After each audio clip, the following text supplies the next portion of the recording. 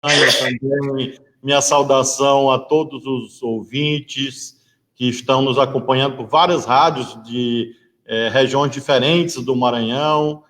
Minha saudação especial a todos que nos acompanham aqui do Maranhão, mas também de outros estados brasileiros. Presidente, bom dia, uma alegria recebê-lo aqui nessa conversa. Eu pedi que fosse hoje, porque hoje é o dia de São Pedro. São Pedro é o padroeiro dos pescadores, aquele que Jesus Cristo disse que era a pedra sobre a qual se construiria a sua igreja. Então, é uma data muito forte na fé do povo brasileiro, aqui no Maranhão, muito especialmente.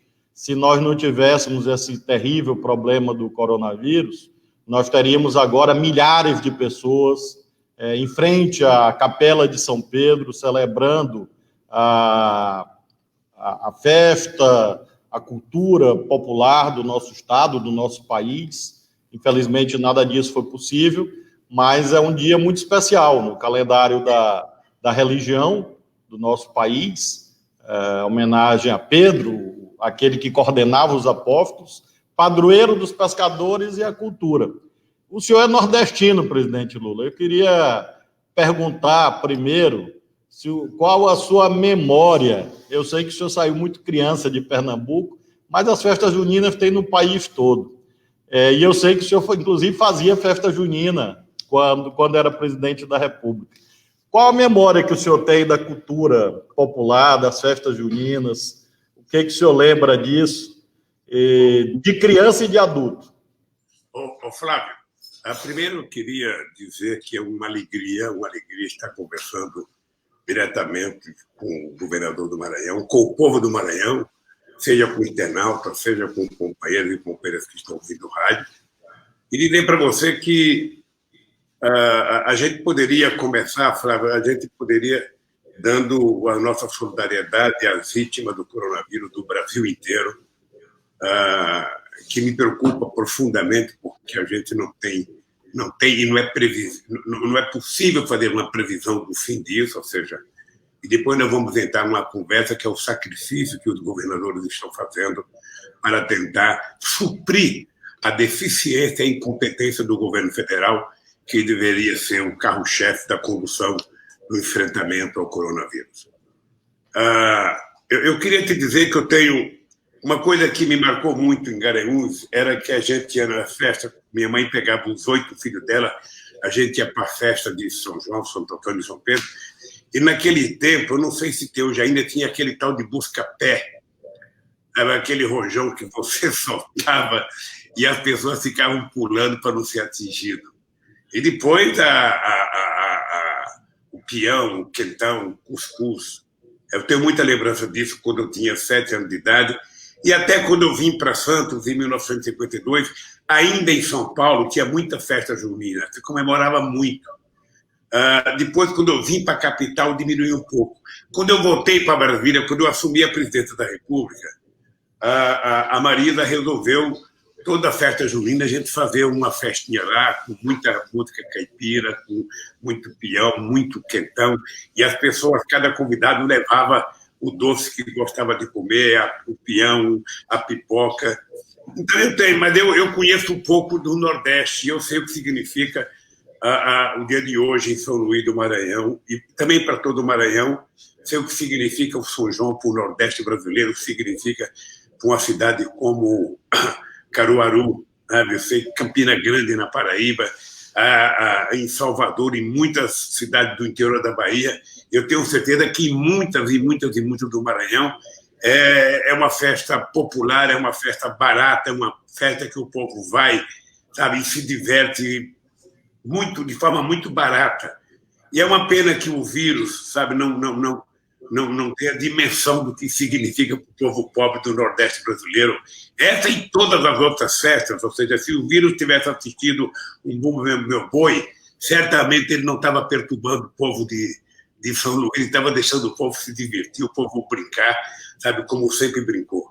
Então, a minha lembrança é de uma cultura riquíssima do Nordeste, uma cultura barata, uma cultura, sabe, que é feita, parece que para pobre, parece que no Nordeste as festas são feitas mais para pobre Em São Paulo tem a festa para os ricos e tem a festa para os pobres na periferia, que também é muito grande, viu, Flávio? Em São Paulo também tem muita coisa na periferia acontecendo e é um prazer. Eu espero que a gente possa fortalecer a cultura popular, que a gente possa voltar o mais breve possível até as nossas festas juninas, até o nosso carnaval, até as nossas artes das cidades menores de cada país, para que o povo possa se divertir. E eu acho que é isso que torna o Nordeste diferente culturalmente do resto do Brasil. Por isso, eu quero dar os parabéns ao povo de São Luís, que comemorem. Se for comemorar, não beba, só comemore. Mantenha a distância, use máscara e não faça aglomeração. É isso. Aqui está tudo suspenso, presidente, por conta disso, mas na alma do povo fica esse espírito. Ontem mesmo havia grupos de Bumba Meu Boi aqui fazendo uma lembrança na internet, várias lives, porque realmente fica no espírito do povo, né? Porque essa dimensão da cultura, a dimensão da alegria, também é transformadora, porque a gente não transforma realidades se não for com bons sentimentos. Bom, Flávio, você vai ver uma coisa fantástica, que vai ter muitas lives, com o conjunto completo, cada um na sua casa, e termina sendo um show bonito.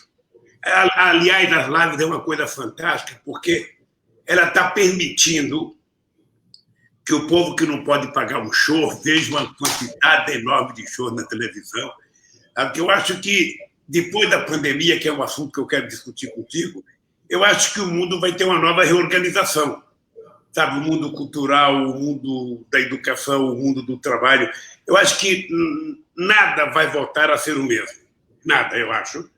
Sabe? E eu acho bom a gente discutir o nosso futuro, porque a gente não pode, depois de sair dessa encalacrada que a natureza nos colocou, reforçada pela irresponsabilidade de um presidente que nós temos, ou seja, que a gente volte do mesmo jeito que a gente entrou nisso. Eu preciso que a gente seja mais humanista, que a gente seja mais solidário, que a gente seja um pouco mais companheiro. Voltar a falar bom dia para as pessoas, voltar a falar boa noite para as pessoas, voltar a sentar com alguém no restaurante que não vota em você, que não é do teu partido, mas que respeita a convivência na diversidade. Eu acho que é esse país que nós vamos construir depois dessa crise, viu, Flávio?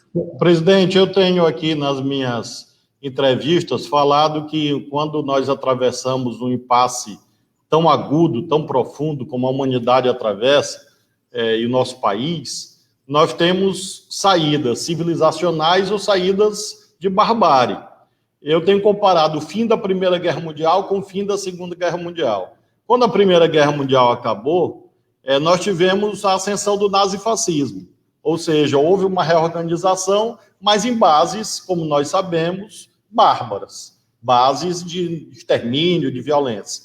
Depois da Segunda Guerra Mundial, nós tivemos o contrário, uma reorganização da sociedade no sentido da solidariedade, nasce a ONU, você tem uma reconfiguração do sistema supranacional, novas constituições na Europa.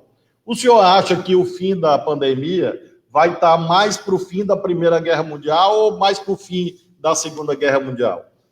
Olha, se depender do esforço que eu vou fazer, está mais para a Segunda Guerra Mundial. Ou seja, nós vamos ter que sair dessa história mais em paz, mais solidário, mais companheiros, mais amigos, sabe?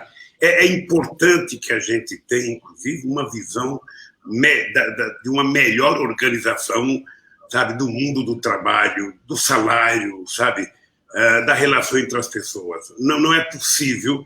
Eu tenho chamado o seguinte: nós estamos numa era em que nós estamos virando algoritmos, ou seja, o celular nos dirige 24 horas por dia. Eu acho que nós precisamos aprender a dirigir o celular, para que a gente não seja obrigado a ver tudo que as pessoas do mal querem que a gente veja, e a gente consiga seletivamente ver as mensagens positivas, as mensagens boas, que está cheia também no celular. Então, eu penso muito que a gente vai ter um mundo melhor. Nós vamos ser obrigados a ter um mundo melhor, porque a gente vai terminar essa luta toda contra o coronavírus, a gente vai terminar de verdade quando a gente tiver vacina. A A gente vai terminar, mesmo assim, todo ano pode ter uma crise. Mas a gente vai estar mais tranquilo. E aí nós vamos ter que pensar no mundo do trabalho. Eu fico horrorizado quando eu vejo o ministro da Fazenda dizer que deveria aproveitar a crise do coronavírus para fazer mais reforma. Ou seja, a mais reforma dele é tirar mais direitos dos trabalhadores, é privatizar mais empresas públicas. Você veja que a atitude que eles tomaram essa semana, Flávio, da água, é um absurdo, veja, porque a água ela é vida quando você a leva para casa das pessoas para beber, e ela é vida quando você a devolve ao mar, depois de tratar a água, sabe, das casas, os dejetos, ou seja, e de forma irresponsável, eles resolveram privatizar a água, um bem da humanidade, uma coisa que ninguém consegue viver sem beber água, e por isso é que o Estado não pode abrir mão, não pode abdicar de ser o responsável para garantir que todo mundo tenha direito à água tratável, potável, de muita boa qualidade, e também tratá-la, recolher os dejetos na casa das pessoas, recolher, sabe, e devolver ao Oceano Atlântico também tratada, porque também o oceano significa vida. Sabe? E eu acho que isso nós vamos ter que discutir. A questão ambiental ela vai voltar com muita força.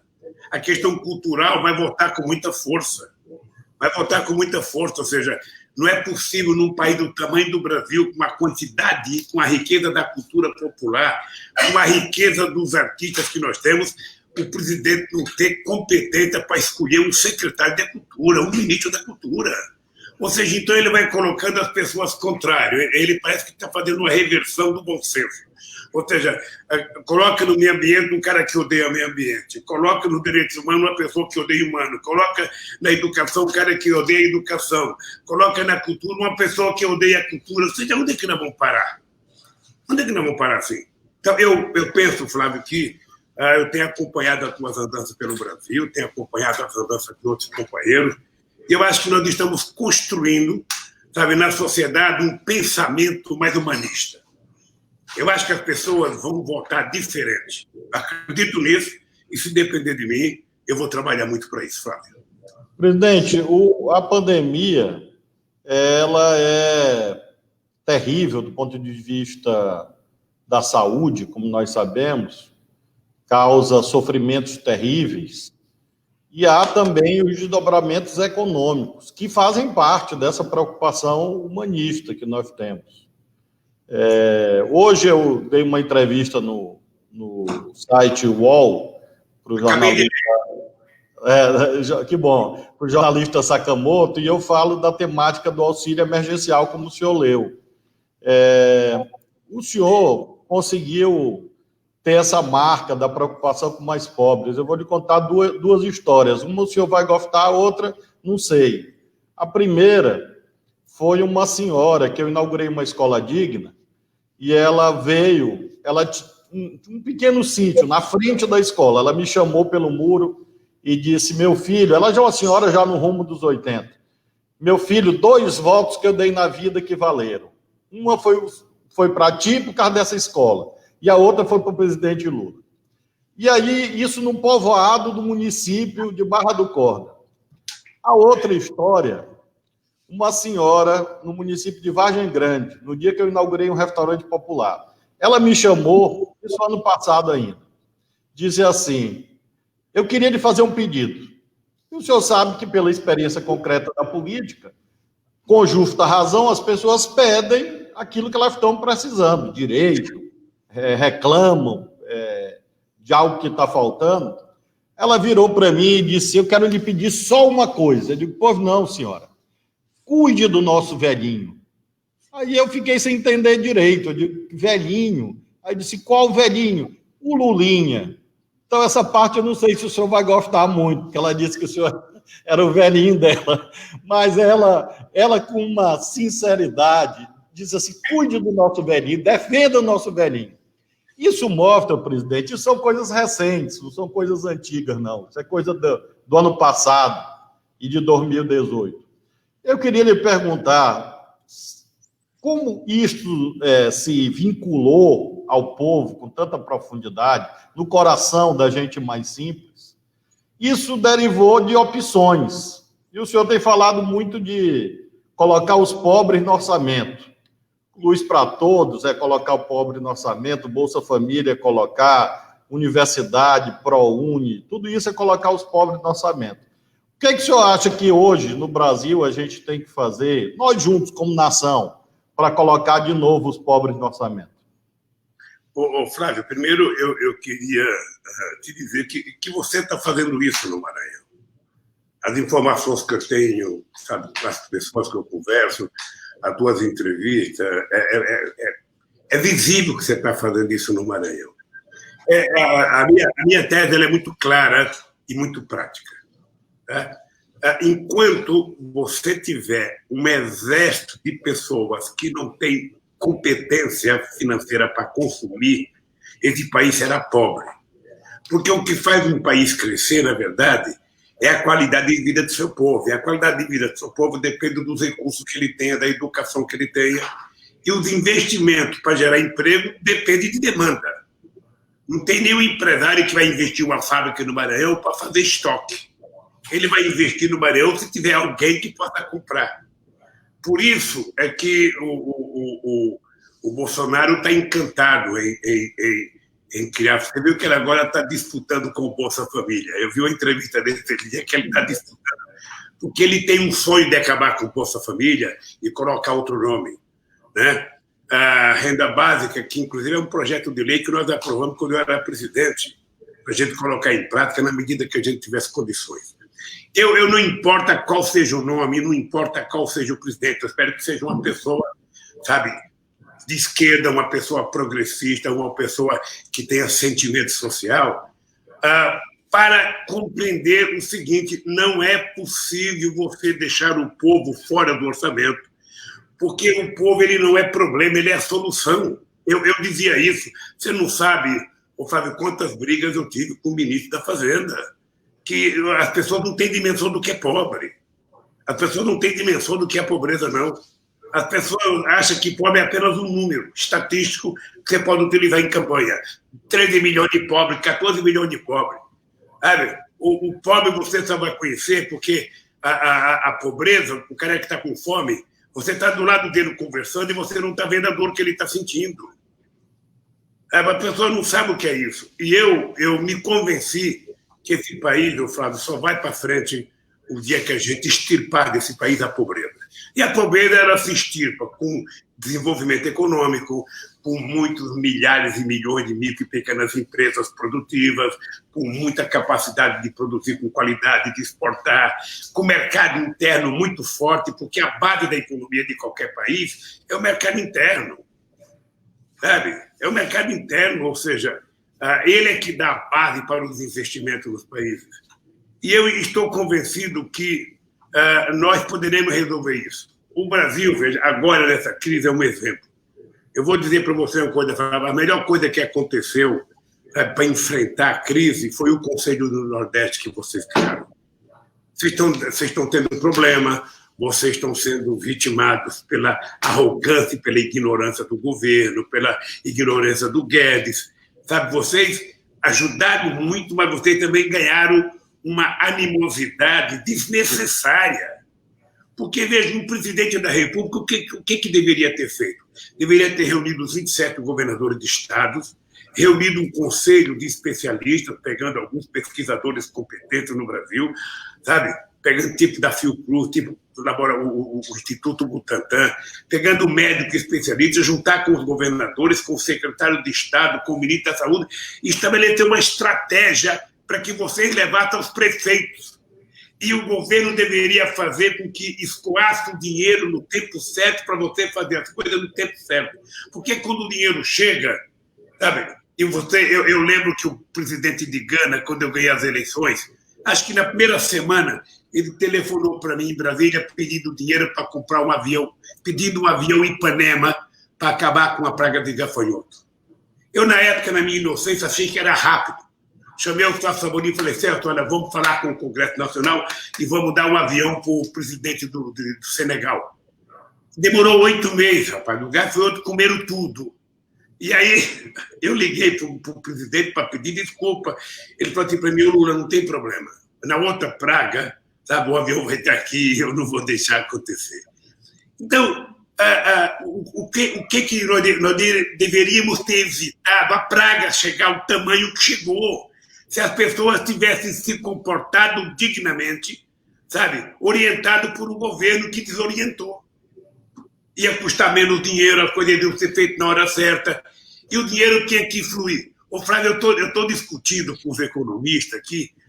Eu, se fosse o governo, eu tinha feito o Tesouro rodar dinheiro novo. Rodar dinheiro novo é o seguinte: nós estamos em guerra e nós vamos vencer essa guerra. Então, nós vamos utilizar quanto de dinheiro for necessário para salvar vidas. Depois a gente vai discutir. Quando acabar a guerra, nós vamos discutir. E eu dava como exemplo o Roosevelt. Imagina se o Roosevelt fosse discutir o orçamento dos Estados Unidos para preparar para entrar na Segunda Guerra Mundial. Você sabe quanto o Brasil gastou, Flávio, do orçamento na Guerra do Paraguai? 11 orçamentos. O Brasil gastou 11 orçamentos para vencer a Guerra do Paraguai. Nós precisaríamos gastar, se fosse necessário, um orçamento inteiro para salvar o povo brasileiro do coronavírus. Depois que a gente tiver com a vida salva, a gente vai discutir como resolver. A sociedade teria interesse de discutir. A sociedade teria interesse de encontrar uma solução. E aí, você, com esse dinheiro, você cuidaria só do coronavírus e você poderia pegar um pouco das reservas, transformar em reais e fazer um investimento de infraestrutura para começar a gerar emprego e para tornar o Brasil preparado para a produção depois que terminasse o coronavírus. O governo não está fazendo nada, o governo só fala em vender, agora quer vender Banco do Brasil, Eletrobras, Caixa Econômica Federal, ou seja, e vai vender o pré-sal na nossa cara, vai vender o pré-sal. Ou seja, então, não vai dar certo, Flávio, não vai dar certo. Presidente, o senhor quer entrar em política, que eu acho que a nossa conversa não precisaria entrar por isso, mas é o seguinte: se o Bolsonaro não mudar de comportamento, nós vamos nos arrastar até 2022 chorando a morte de milhares e milhares de companheiros nesse país que poderiam ser salvos. Poderiam ser salvos, porque vocês, governadores, provaram que têm competência para fazer. Agora, muitas vezes, a dificuldade que vocês enfrentam, o dinheiro não chegar na hora, o financiamento não chegar na hora, o leito não chegar na hora, o remédio não chegar na hora, obviamente que dificulta. E o povo do Maranhão, o povo do Brasil tem que saber o seguinte: somente quem pode produzir dinheiro novo é o presidente da República, é o governo federal. O governador não tem como produzir. O governador, no máximo, pede e fica esperando. E ao invés do presidente da República atender com carinho, ele fica xingando os governadores, fica avacalhando com os governadores, quando ele deveria ser o responsável de tratar os governadores do jeito que os governadores estão tratando ele. Então, o crescimento econômico, meu caro Flávio, vai ser uma tarefa extraordinária para a gente trabalhar no próximo período.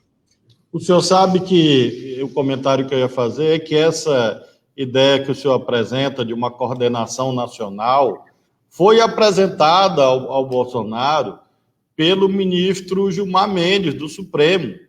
Quando houve aquela decisão do Supremo, entendendo que os governadores e os prefeitos poderiam agir, nos termos do artigo 23 da Constituição, em nenhum momento o Supremo disse que o governo federal estava afastado do problema. Pelo contrário, é uma federação. O senhor foi presidente da República. O presidente, a esfera federal, a União, no caso, o governo federal, tem esse papel de coordenação, que não foi exercido nessa temática sanitária como deveria. E agora, na questão econômica, o senhor falou de vários caminhos, e principalmente esse tema do financiamento monetário.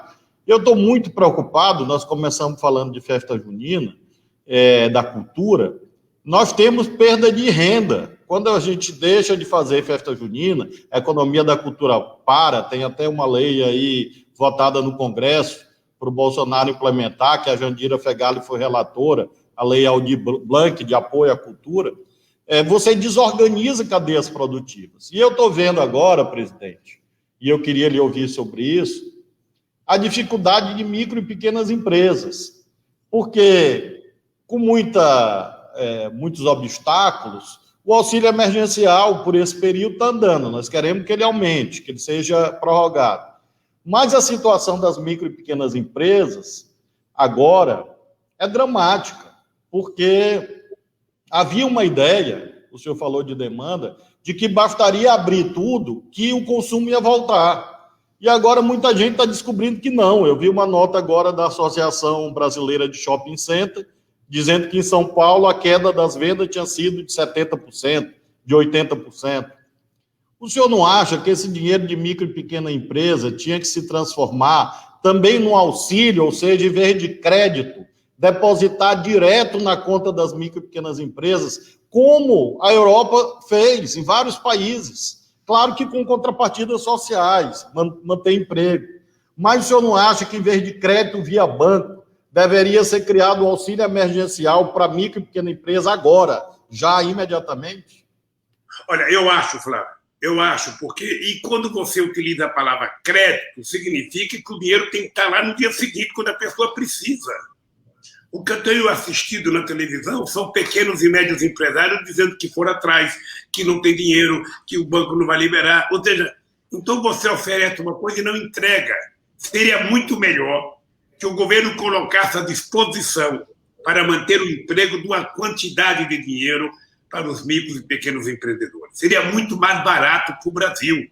Porque o que vai acontecer? Tem muita gente quebrando, e essas pessoas que quebram vão sair endividados, e essas pessoas que vão sair endividadas não vão ter condições de recuperar, sabe, os investimentos que fizeram e começar a funcionar, e continuar funcionando. O dado concreto, Flávio, é que o ministro da Fazenda do Brasil, ele é um cidadão de um pensamento único. Me parece que o modelo Pinochet, sabe, cravou na cabeça dele e não sai. Ou seja, ele acha que o Estado não vale nada, ele acha que o Estado não pode nada, ele acha que o Estado não pode se endividar. Eu estava vendo essa semana, a dívida pública americana era 107%, já está 139%.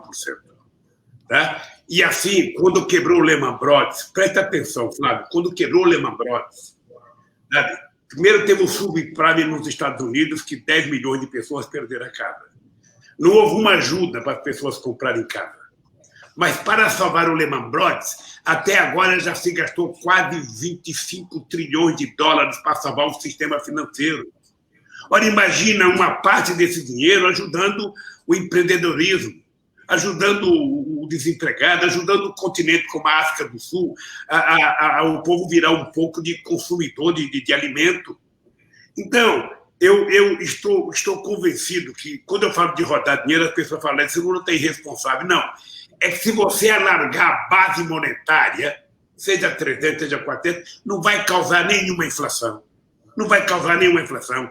Esse dinheiro tem que ser usado especificamente para cuidar do coronavírus. E a gente vai se virar com o resto. A gente vai tratar de garantir, de cuidar do emprego e de cuidar da oferta do que nós queremos fazer de obra pública nesse país. Quais são as principais obras que o Maranhão precisa, que Pernambuco precisa? Você sabe como é que nós fizemos o PAC, Flávio? O PAC, nós escolhemos as obras principais do governo federal, depois conversamos com todos os governadores para apresentar as principais obras do Estado, e depois conversamos com quase todos os prefeitos das cidades acima de 50 mil habitantes para mostrar quais eram as obras principais. A partir daí, você montou um processo. Para alguns estados com mais dinheiro, a gente dava financiamento, para os mais pobres, era dinheiro do orçamento. Olha, esse é o papel do governo. Esse é o papel do governo. O papel do governo é ter ação direta para resolver os problemas, coisa que nós não temos. Aí, quando você fala na cultura, se esse governo, se o Bolsonaro, ao invés de ter a relação dele com o miliciano, tivesse com a cultura popular do Rio de Janeiro, ele iria perceber quanta segurança ele poderia oferecer ao Estado com o envolvimento da sociedade e quanto dinheiro poderia gerar com a cultura popular funcionando. Financiar mesmo, financiar para a pessoa fazer live, financiar para a pessoa fazer apresentação através da televisão, criar um fundo cultural, como a lei, sabe, que você citou, e fazer o dinheiro sair.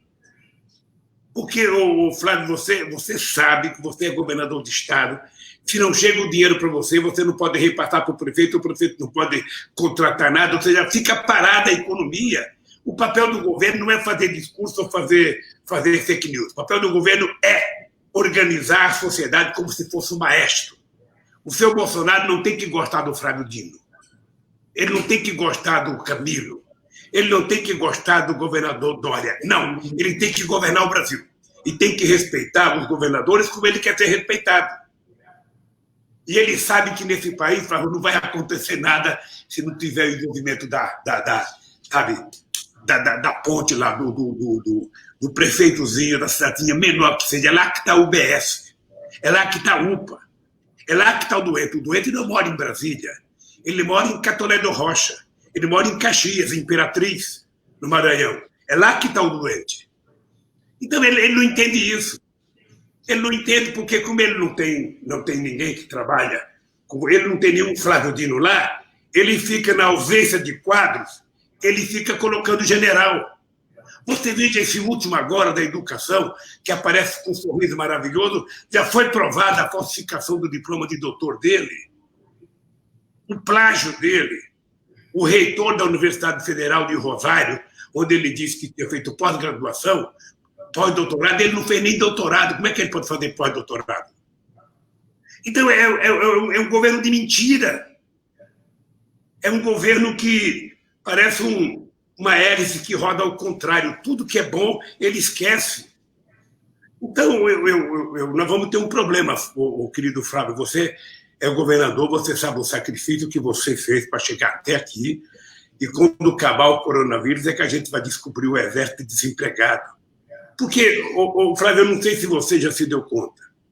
Nós temos quase 50 milhões de aposentados, entre CLT, trabalhador rural, militar da União, militar do Estado, funcionário público da União, do Estado. É quase 50 milhões.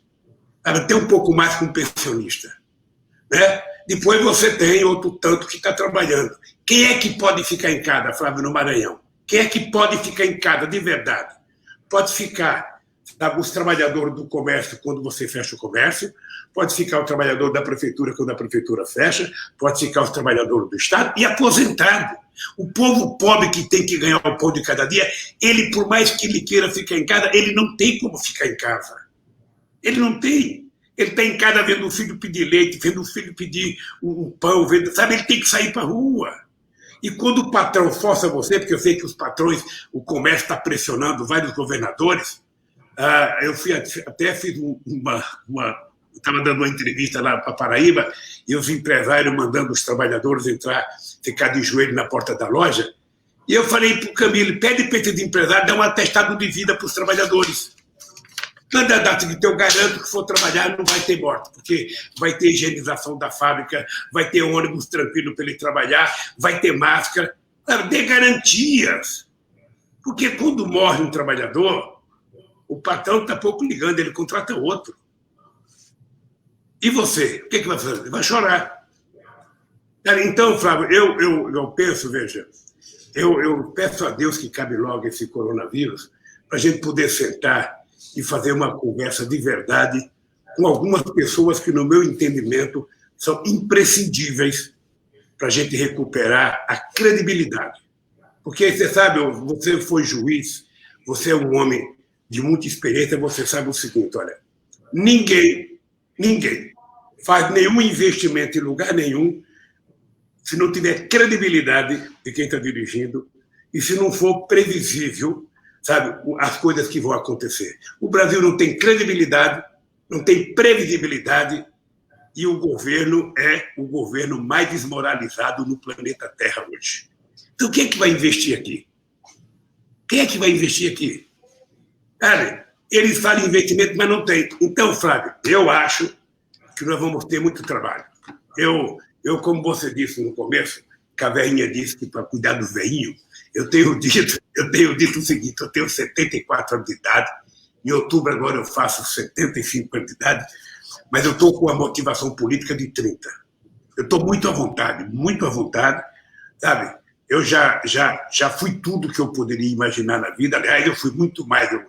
Acho que Deus foi tão generoso comigo que se eu fizer hora extra mais 100 anos, eu não consigo pagar o que Deus já me deu. Tá? Mas eu não posso abdicar de tentar provar para a sociedade que o Brasil tem jeito. E para ter jeito tem que ter um homem sério, sabe, para governar esse país. Então eu estou nessa, querido, estou nessa, sabe, estou parabenizando o teu trabalho, eu vejo o esforço, sabe, do Camilo, eu vejo do Ricardo, do nosso indinho, do teu vizinho aí, do nosso companheiro Wellington, a coitada da Fátima sofrendo com o pão que o diabo amassou, porque aquela elite do Rio Grande do Norte nunca fez nada para aquele estado. Nunca fez nada. Sabe? Eu estou rezando por vocês. Eu quero que vocês saibam, meu caro, que eu estou rezando para que vocês saiam desse negócio, porque daqui a pouco o governo federal vai jogar a culpa em cima de vocês. Eu falei, eles não me escutaram, eles não me entenderam, eles não me atenderam. Sabe? Fique com a consciência tranquila de um homem que agiu corretamente. Se tem uma lição que a gente aprendeu no coronavírus, é que o Brasil provou que tem governadores humanos, que tem pessoas preocupadas com o povo. A gente pode até errar, todo mundo que quer acertar, de vez em quando, pode errar alguma coisa. Sabe? Mas vocês podem ficar certos que o que vocês fizeram para esse país foi muito mais do que o governo federal fez. Vocês estão dando sinais de esperança para esse país. O Bolsonaro dá sinais de desespero para esse país. Eu, sinceramente, não sei como é que a gente vai aguentar isso até 2022. Eu espero que não seja necessário. Presidente, é difícil, de fato, porque às vezes dá até solidão, né? Porque você fica meio que remando e você está aqui no barco querendo que ele ande para frente. Eu já peguei um período difícil e no governo e outros companheiros governadores, e se a gente tivesse todo mundo junto na direção certa, já seria difícil, porque o coronavírus é um desafio para a humanidade, desafio para a ciência, ainda mais com gente do barco querendo afundar o barco, gente querendo furar o barco, gente querendo vender os remos, vender as velas, vender até o barco, jogar todo mundo no mar, aí que vai ficando mais difícil mesmo. E tem um segmento que o senhor mencionou agora, que tem ganho agora uma visibilidade, que são esses trabalhadores informais. O senhor mencionou há pouco a distinção que há entre os formais e os informais, e há quem fale até em uberização, precarização geral dos trabalhadores.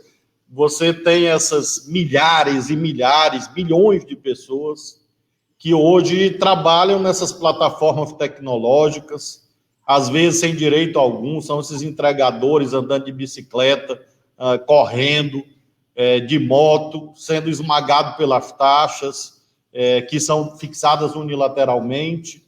São pessoas realmente que aparentemente viveriam no século XXI, no que se refere à forma de trabalho, mas no século XVIII, no que se refere ao mundo dos direitos. Eu queria lhe ouvir um pouco sobre isso, porque nós já falamos do empreendedorismo, que é muito importante, do pequeno e microempresário para gerar emprego, dos formais, mas esses informais, presidente, jovem, normalmente são jovens, que estão trabalhando de moto, entregando as coisas, vão fazer até uma movimentação esses dias. O senhor não acha? Eu tenho defendido que eles precisam ter uma lei, direitos. Não precisa, vai botar todo mundo na CLT. Não sei, tem que olhar, porque tem questões jurídicas também, constitucionais. Mas não pode ficar sem direito algum, como se fosse escravo. E eu queria ouvir uma mensagem sua, sobretudo esses jovens que se formam. A gente está fazendo investimento gigantesco em educação, escola de tempo integral. E às vezes vem um menino de 16, 17 anos e diz assim para mim: beleza, Flávio, escola de tempo integral, você está fazendo, como estamos fazendo escola técnica.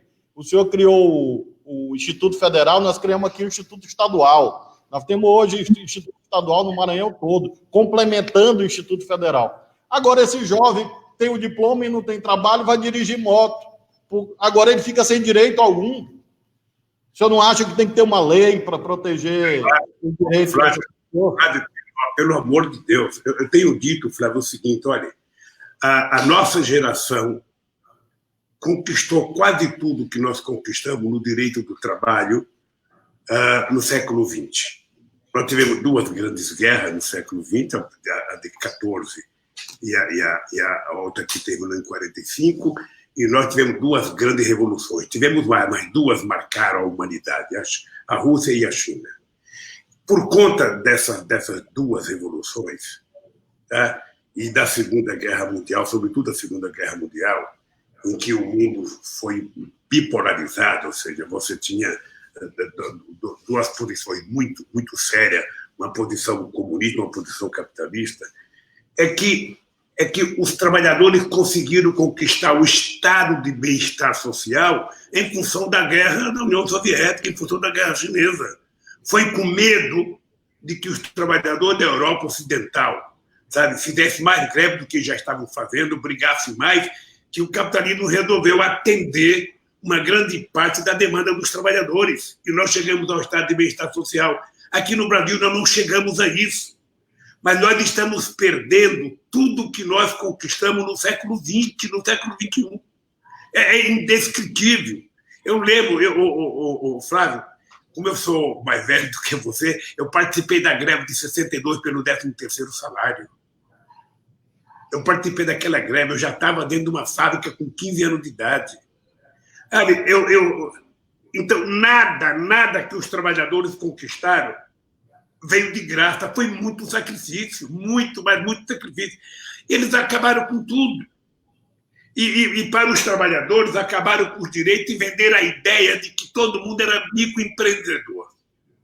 Agora que as pessoas estão descobrindo, o companheiro está numa moto entregando pizza meia-noite, 1h da manhã, entregando outra coisa de bicicleta. Se ele se acidentar, ele não tem nenhum plano de seguridade para lhe garantir.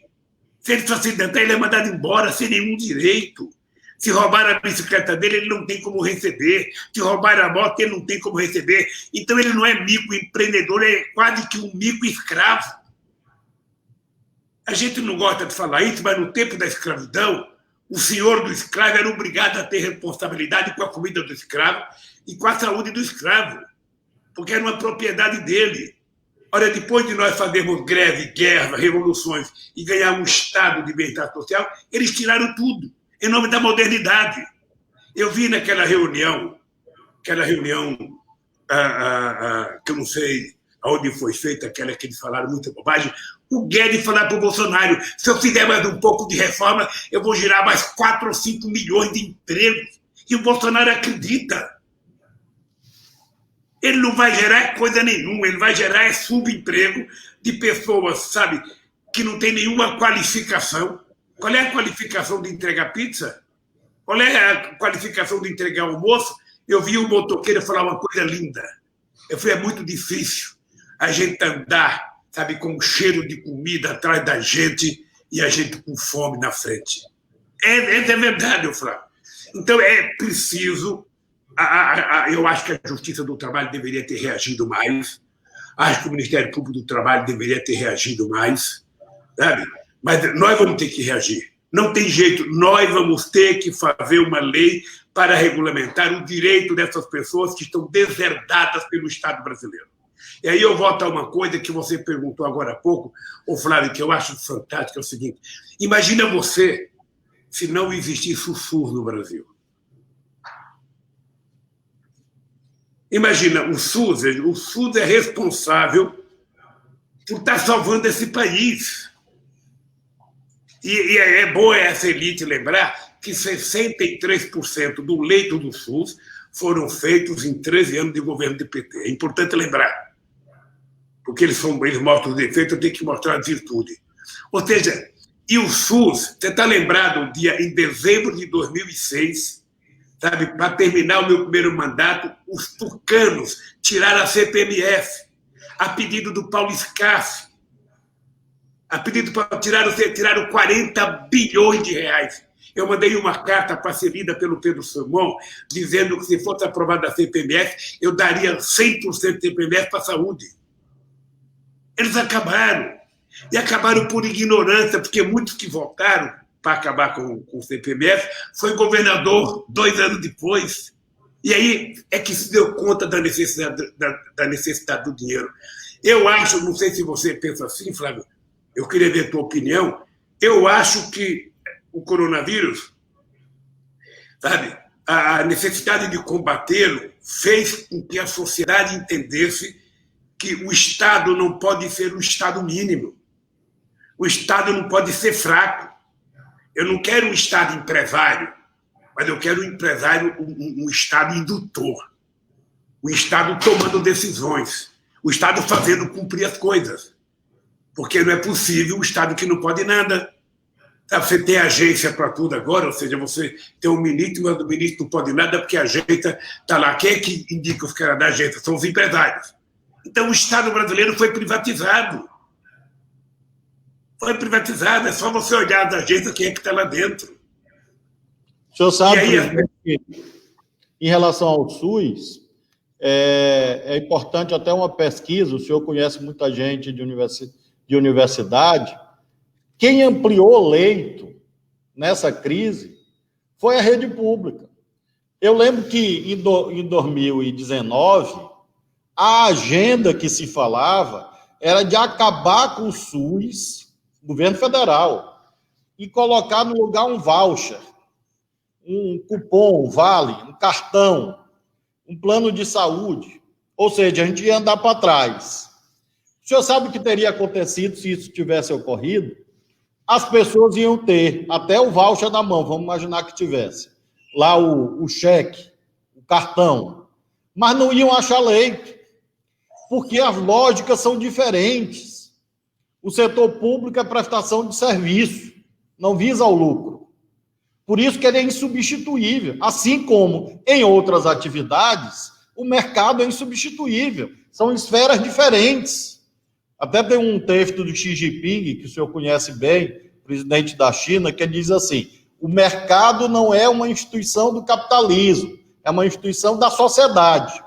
Então, o mercado tem que ser mantido. Agora, ele não pode governar tudo, porque se tivesse, por exemplo, que depender da expansão de leitos nos hospitais privados, as pessoas teriam o voucher e não teriam hospital para entrar. Porque quem saiu em 100 dias, presidente, aqui, agora sábado, eu inaugurei uma ampliação de hospital numa cidade que o senhor conhece, chamada Itapecuru Mirim, tem muita comunidade quilombola, e inaugurei um hospital novo numa cidade chamada Santa Luzia do Paruá, na BR-316, já no rumo do Pará. Nós fizemos 13 inaugurações em 100 dias, abrangendo aí hospitais de campanha, mas, sobretudo, hospitais definitivos. Agora, isso é no país todo, compara com o setor privado. E eu queria destacar, nós já estamos caminhando meio que para o fim, eu queria destacar que, além do investimento no SUS, nós tivemos um papel extraordinário, estamos tendo, dos profissionais de saúde. Então, o senhor que tem uma liderança enorme no Brasil e no mundo, conhece muita coisa, andou muito, tem título de doutorado, honoris causa nesse planeta inteiro, governou o Brasil. O senhor imaginou, depois desses décadas de vida, que os nossos profissionais de saúde passaram por uma situação tão difícil? O que o senhor tem a dizer? Eu aqui todo dia agradeço muito a eles, porque é claro que não é todo mundo, tem problema em todo canto, mas, de um modo geral, as pessoas estão se sacrificando com aquele espírito humanitário. Então, qual é a sua mensagem para os profissionais de saúde do nosso país, para quem faz o SUS todos os dias? Olha, a minha mensagem é de agradecimento, porque, obviamente, que todo profissional de saúde faz um juramento, sabe, para exercer a função. Mas no coronavírus as pessoas estão fazendo além da conta. Tem pessoas que já estão meses sem ir para casa, tem pessoas que já se separou do filho, sabe? E essas pessoas você não paga elas, você não consegue mensurar o pagamento em dinheiro, o pagamento é em solidariedade, é em carinho, é em oportunidade. Eu espero que essa seja uma lição que a gente tome depois disso. Eu quando vi o Bolsonaro expulsar 10 mil médicos cubanos que prestavam serviço na parte mais pobre do Brasil, porque você sabe que está cheio de médico que gosta de trabalhar na capital, no centro, ir para o interior, sabe? Enfrentar Mossoró não é qualquer coisa. Não é qualquer coisa, sabe? Pernilongo, mosquito pólvora. Sabe? E aqueles companheiros iam, sabe? Houve um mal-entendido, houve uma briga desnecessária, não sei se a gente não conseguiu comunicar direito, eu sei que houve um treveiro entre os profissionais da saúde do Brasil e os profissionais da saúde cubana que não deveria ter havido. Mas agora o que nós estamos percebendo é o seguinte, é que quanto mais profissionais de saúde a gente tiver, melhor. Não sei, eu vi na imprensa que você está dando bolsa para formar as pessoas que estão estudando no último ano de medicina, e vale a pena fazer isso. Faça o que você puder fazer para ajudar, faça, porque essas pessoas vão terminar prestando serviço ao povo do Maranhão, sabe? E eu acho que nós vamos ter gente mais solidária, sabe? Não é aquele profissional que só quer saber de ganhar o dinheiro com a consulta de R$1.000, R$1.200, R$1.300, não. É aquele pessoal que, antes de tudo, ele quer ver o ser humano bem. Ele não quer saber se é pobre, se é preto, se é rico, sabe? Se é padre. Ele quer saber o seguinte, é ser humano, está precisando de mim, eu estou aí para atender. O que você puder fazer, Flávio, faça, porque essa é uma categoria que sairá muito forte, sabe? Com uma moral muito elevada, sabe? Nessa tempestade do coronavírus. O senhor sabe que nós fizemos aqui, presidente, as bolsas, e esses estudantes do último ano, no auge da crise aqui, porque nós estamos, graças a Deus, numa curva declinante aqui no Maranhão, mas no auge eles foram para a porta das UPA, dos hospitais, os estudantes com essas bolsas. Nós fizemos aqui convocação de médico, fizemos seletivo, e, inclusive, trouxemos de volta muitos cubanos, porque nós achamos aqui uma construção legal. É claro que a minha experiência no judiciário ajuda, e acredite, houve gente que entrou na justiça para tirar os médicos, mas perderam.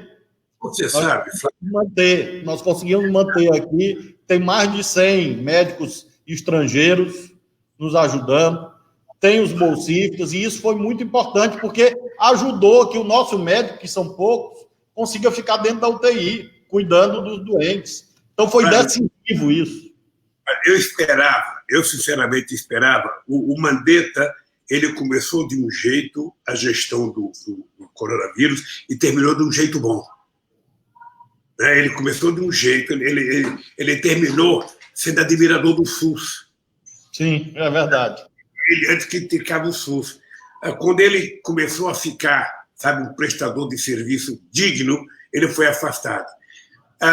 Era visível que aquele outro ministro que o Bolsonaro indicou, não sei se você teve contato com ele, era visível que ele não era médico. Ele era formado em oncologista e foi para o mercado. Ele foi vender tratamento de oncologia. Ele não era um médico, ele não sabia o que era um SUS, ele não sabia o que era uma UPA. Acho que ele nunca viu uma gota de sangue, a não ser, sabe, quando ele estava na faculdade.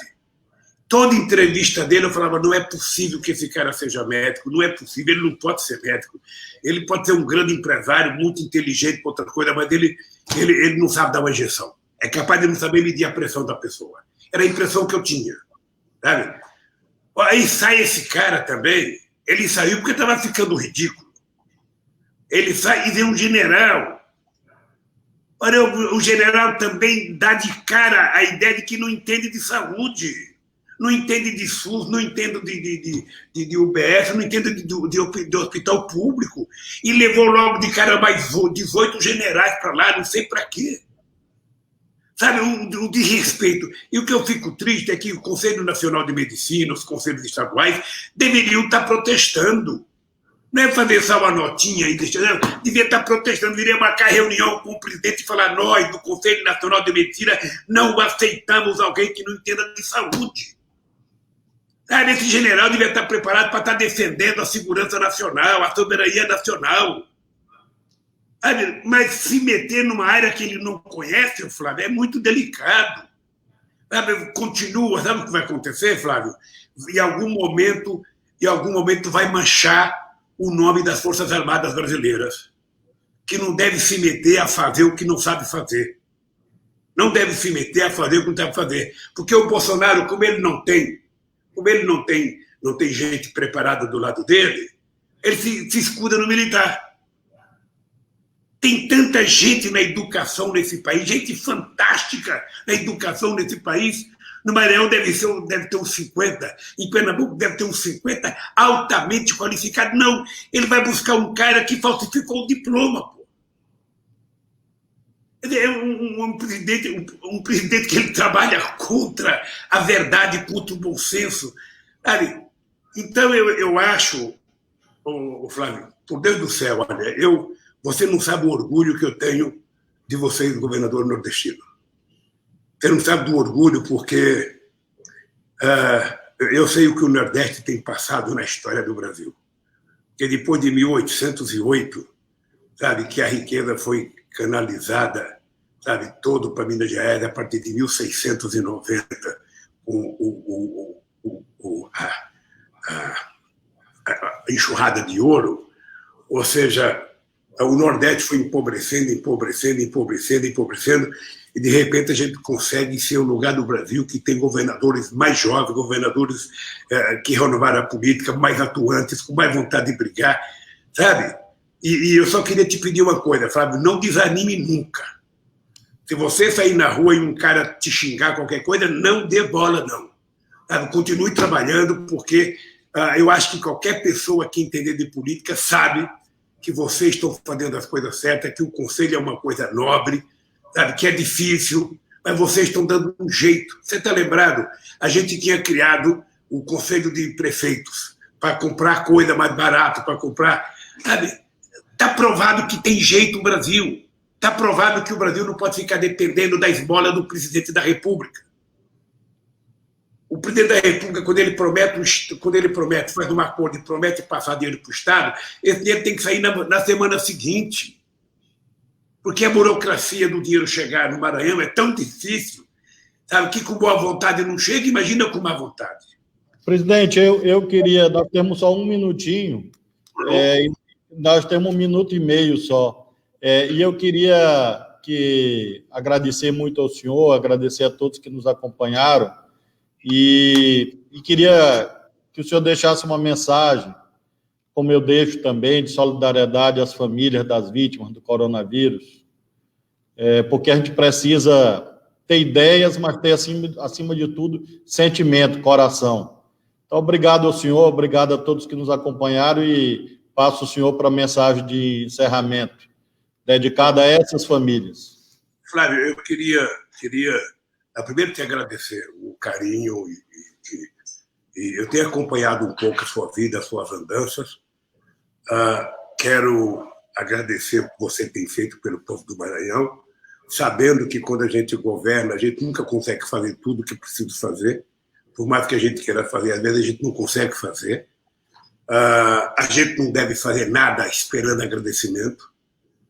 A gente, quando governa, a gente faz as coisas porque sente que é necessário fazer, mas não vai ficar esperando agradecimento como o Bolsonaro. Tudo que ele faz, ele quer um agradecimento. E eu quero dizer ao povo do Maranhão para ter fé em Deus, que de cabeça erguida, com muita vontade de lutar, a gente vai terminar aprendendo muito e vai sair muito forte dessa crise do coronavírus. A gente vai ver. Eu tenho, às vezes, a esperança de que Deus faz as coisas, sabe, escreve certo por linha torta. Quem sabe esse susto que a humanidade está tendo é para a gente se dar conta de que cuidar do meio ambiente não é uma coisa, sabe, secundária, não. Cuidar do meio ambiente é uma coisa muito séria, muito séria. Então, nós precisamos cuidar com muito carinho, sabe? Nós temos que cuidar da nossa água, nós temos que cuidar da nossa floresta, nós temos que cuidar, sabe, da nossa alimentação. Nós precisamos, sabe, dar importância para isso, porque tudo isso significa vida. Na medida que a gente vai destruindo, a gente colhe uma praga como essa. Não sei se você está vendo, até uma praga de gafanhotos chegou, estava ali no Uruguai, na Argentina. Eu pensei que não existia mais no Brasil isso, e vai chegar. Isso significa que nós estamos mexendo de forma errada na questão ambiental. Então, eu quero te agradecer e quero que você saiba que você tem um amigo aqui em São Paulo, um amigo para muitas coisas nesse país, tá? Eu vi uma cena ontem do cara falando que a palavra mais bonita que ele aprendeu foi num cara que ensina Libra, sabe, que essa aqui é a palavra amigo, ou seja, que é a palavra mais forte que ela aprendeu.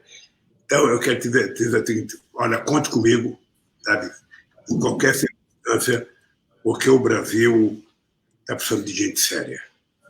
E você e o nosso governador do Nordeste têm dado um exemplo para nós. Tá? Não baixe a cabeça nunca, nunca, sabe? Porque se eles botarem uma cangaia, você terá dificuldade de levantar a cabeça. Um abraço para a família, sabe? E um abraço ao meu querido povo do Maranhão e ao povo do Bumba Meu Boi. Obrigado, presidente. Obrigado pela sua gentileza. E o senhor está devendo a visita aqui no Maranhão, viu? Eu estou devendo, mas daí Mas só depois do coronavírus. Quando passar tudo isso, aí a gente vai fazer a agenda, porque a gente tinha combinado no começo do ano, mas aí veio essa tragédia e a gente tem que vivê-la. Abraçar sempre todas as famílias do nosso estado, do nosso país. E o senhor representa muito para a história do Brasil. Fábio, se você não leu ainda, leia esse livro, ó, 1889. Do Laurentino, né? Eu li o livro dele sobre escravidão, o volume 1. Tem um de escravidão, tem 1822, 1808 e 1989. Se lê desses 3 livros, a gente vai ter claro o que aconteceu nesse país durante o período da escravidão. Eu estou lendo a biografia do Mandela. Abraço. Eu li. Eu estou lendo a biografia do Mandela. O senhor conheceu o Mandela, né? Conheci. Conheci o Mandela lá na África do Sul e conheci em Cuba. Eu participei do 1º de maio com o Fidel e com o Mandela. Deve ter sido um momento memorável, porque eu estou lendo a biografia dele e estou encantado com a... Claro que eu conhecia, mas o senhor falou aí desse livro. Eu não trouxe o meu para mostrar, mas eu estou lendo a biografia do Mandela, porque a experiência do CNA, do Congresso Nacional Africano, acho que ensina muito para o Brasil também, para esse momento que o Brasil vive. Presidente, obrigado, viu? Meus agradecimentos aos internautas e a todas as rádios. Presidente, nós tivemos conosco aqui dezenas de rádios, quero agradecer a todos os radialistas. Muito obrigado aos internautas também. Obrigado a todo mundo. E fique com Deus e bom feriado, querido. Amém. Obrigado, presidente. Tchau, meu irmão.